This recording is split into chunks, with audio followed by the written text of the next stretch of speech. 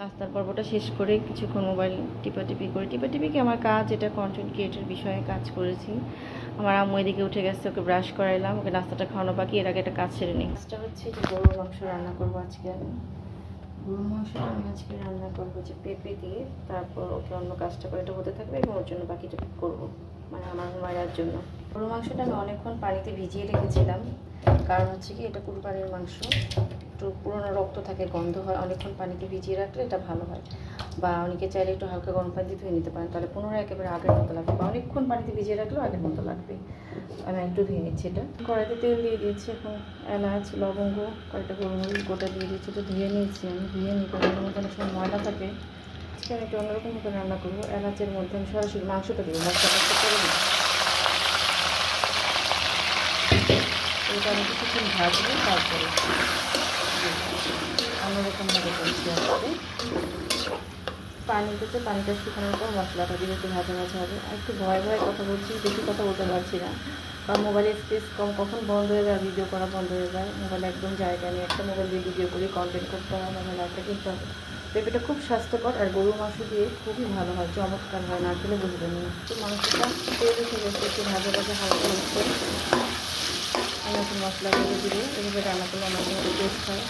প্রথম ট্রাই করলাম বেশি বেশি করে আদা বাটা আজকে দিলাম, যেহেতু পেঁপে দিব, মশলা একটু বেশি লাগবে। একটু করে রসুন, একটু জিরাটা আমি পরে দিব, এখন দিব মাংস। হালকা হলুদ দিচ্ছি, গুঁড়া মরিচ, কাঁচা মরিচ দিব। আবার মাংসটা কিছুক্ষণ সেদ্ধ করে সেটাও একবারে দিয়ে দিই, দিয়ে একটু পানি দিয়ে কষে নেব।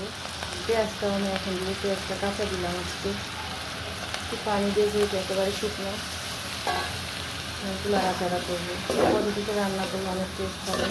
আগের দিনের মাছ আছে করতে কি টেস্ট ছিল না, আমি দেখি না এগুলা, তারপরে যে করতে কি ফ্রিজ ছিল না বলে তারা জাল করে করে মাসের পর মাস, বছরের পর বছর রাখতে সেটা রান্না করতো, সেটা খেতে অনেক টেস্ট হতো, অনেক টেস্ট। তো আমি আজকে সেভাবে করলাম, জাল করে আগে প্রথমে মশলা দিলাম, তারপরে আপনার দিয়ে কিছুক্ষণ কষাবো, জিরার গুঁড়া দিব এখন কষানোর পরে, না দিলেই না।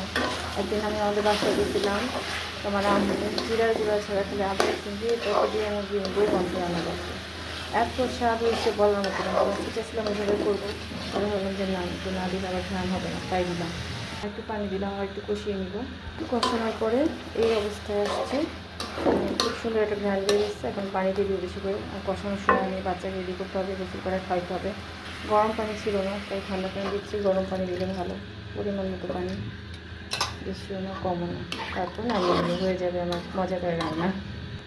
গরুর মাংসটা আজকে রান্না করেছি মূলত আমার বাবার জন্য।